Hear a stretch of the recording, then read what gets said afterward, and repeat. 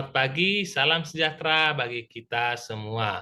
Nama saya Tridharma Sipayung SE MSI, NIDN 01110483.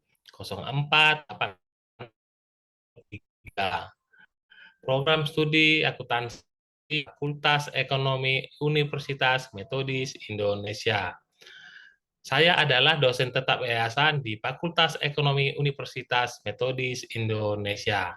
Saya mengampu mata kuliah seperti akuntansi manajemen, pengantar akuntansi, dan akuntansi biaya. Dalam pembelajaran ini, saya selalu melaksanakan perguruan Tridharma perguruan tinggi, di mana proses belajar dan mengajar saya lakukan dengan membuat RPS kepada mahasiswa, di mana RPS ini kita jelaskan satu persatu pada mahasiswa agar mahasiswa dapat memahami mulai dari mana mahasiswa ini belajar dan sampai mana di akhirnya dalam pencapaian pembelajaran yang dilakukan oleh mahasiswa tersebut. Dalam RPS ini kita akan lakukan urutan bagaimana pembelajaran mulai dari awal sampai akhir nanti perkuliahannya selesai. Dalam ini diketahui mulai dari capaian pembelajaran lulusan dan capaian pembelajaran mata kuliah harus kita buat secara terukur, di mana kita harus buat target kepada mahasiswa. Target-target yang kita berikan kepada mahasiswa dalam pencapaian apa yang mereka pelajari, apa yang mereka dapatkan, pengalaman apa yang mereka capai dalam selama proses belajar mengajar secara berlangsung. Kemudian saya menjelaskan tentang kontrak perkuliahan. Bagaimana seorang dosen dan mahasiswa harus melaksanakan kontrak perkuliahannya untuk metode yang digunakan dalam proses belajar dan mengajar. Di dalam kontrak perkuliahan ini kita akan mengetahui apa yang harus dilakukan dosen, apa yang dilakukan mahasiswa dalam proses belajar mengajar di dalam kelas. Untuk temuan, saya selalu menjelaskan manfaat dan gambaran kuliah akuntansi manajemen, di mana fungsi-fungsi akuntansi manajemen di dalam perkuliahan tersebut harus diketahui dan didapatkan perkuliahan nanti berakhir. Kemudian saya menggunakan PowerPoint, InFocus atau proyektor untuk memenuhi agar mahasiswa dapat melakukan dalam media untuk dalam proses belajar dan mengajar.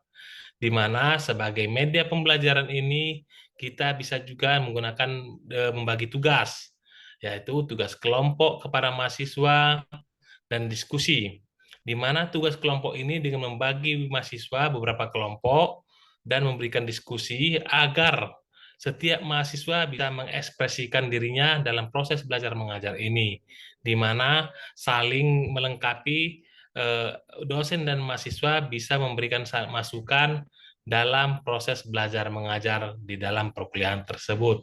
Dengan diskusi tersebut dapatlah nanti suatu ide atau capaian-capaian dilakukan, apa yang dilakukan oleh dosen, apa yang dilakukan oleh mahasiswa untuk tujuan pencapaian dari mata kuliah tersebut. Dalam pembelajaran, kita sering memberikan prosedur bagaimana teknik penilaian agar mahasiswa bisa terukur nilainya. Ya, kita memberikan penelitian dilakukan dalam proses belajar dan mengajar ini. Perkuliahan, kehadiran, dan dari hasil dari kegiatan belajar dan mengajar ini. Dalam hasil pembelajaran itu, mahasiswa bisa menyimpulkan, bisa dapat membuat target dari perkuliahannya, yaitu target dari pengalaman, pengetahuan, dan nilai yang dicapainya ketika perkuliahan telah berakhir nantinya. Dalam proses itu, selain dari belajar dan mengajar, saya juga melakukan kegiatan pengabdian masyarakat, di mana ilmu yang kita terapkan di kampus, kita terapkan juga dalam prakteknya pada masyarakat, baik dalam pelaporan keuangan maupun tata cara akuntansi manajemen di dalam suatu usaha.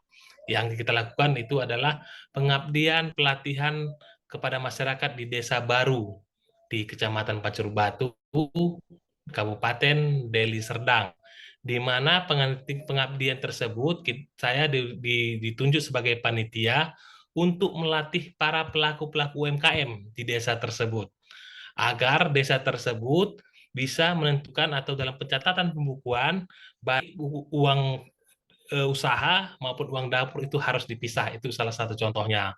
Agar para pelaku UMKM tersebut naik kelas. Kita bisa mendiskusikan, memberikan masukan, membuat pelatihan, agar pelaku UMKM itu wujud nyatanya naik kelas dari apa yang kita berikan masukan dalam pelatihan-pelatihan tersebut.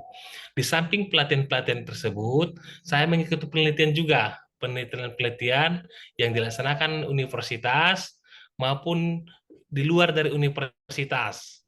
Kemudian saya mempublikasikannya dalam bentuk jurnal. Ya, dalam penelitian-penelitian tersebut kita masukkan dalam jurnal dengan kolaborasi baik dari universitas lingkungan Universitas Metodis Indonesia maupun di luar dari lingkungan Universitas Metodis Indonesia. Dengan kolaborasi dibuatlah dalam bentuk jurnal agar dipublikasikan untuk menjadi penilaian bagi para dosen-dosen di luar, masukan-masukan apa yang kita teliti itu sudah diterbitkan dan dipublikasikan secara ilmiah dalam bentuk jurnal. Begitulah saya sampaikan dari penelitian, dari pengajaran ini, dan pengabdian saya berikan untuk pembelajaran, untuk belajar dan mengajar kepada mahasiswa. Dalam slide berikutnya, nanti saya akan menyampaikan bagaimana pembelajaran di dalam kelas secara langsung kepada mahasiswa, baik saya sebagai dosen,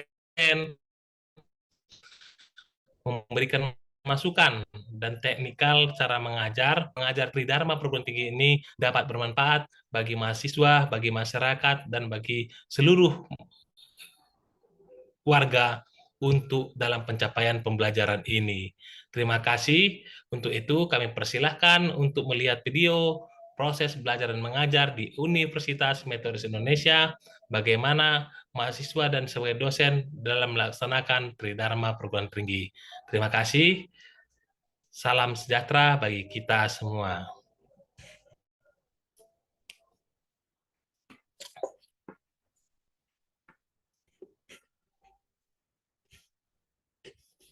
Selamat sore semuanya. Jadi ya pada saat ini kita belajar mata kuliah itu akuntansi manajemen, yaitu mengenai konsep-konsep dasar akuntansi manajemen. Dalam konsep dasar akuntansi manajemen adalah ada terbagi dua, yaitu termasuk di dalam slide ini informasi untuk perencanaan, pengendalian, dan pengevaluasian dan perbaikan berkelanjutan, di mana konsep-konsep itu menyediakan informasi untuk dalam pengambilan keputusan. Jadi akuntansi manajemen adalah dasar untuk mengambil keputusan dari data-data yang diambil dari informasi yang kita dapatkan. Itu ya untuk konsep dasarnya kita. Apa yang harus kita lakukan? Model operasional sistem informasi akuntansi yang harus kita lakukan adalah masukan. Jadi seperti toko, apa masukannya? Nah, setelah ada masukan, itu ada apa prosesnya? Nah, itu dia. Habis itu setelah proses, bagaimana keluarannya? Nah, kan begitu, hasil dari keluarannya. Baru kita dapat pengguna. Ya kita sebagai untuk dari pengambil keputusan, hasil dari masukan dan proses itu dengan penggunanya, kita dapat mengambil keputusan. Apa yang harus kita lakukan dari informasi-informasi yang kita dapatkan tadi itu. Yang pertama. Yang kedua, apa yang harus kita definisikan dalam aktivitas dari perencanaan. Ya, dari perencanaan, pengendalian dan pengambilan keputusan harus ada pengendalian. Dari informasi yang kita dapatkan, apa yang harus kita lakukan dari informasi tersebut?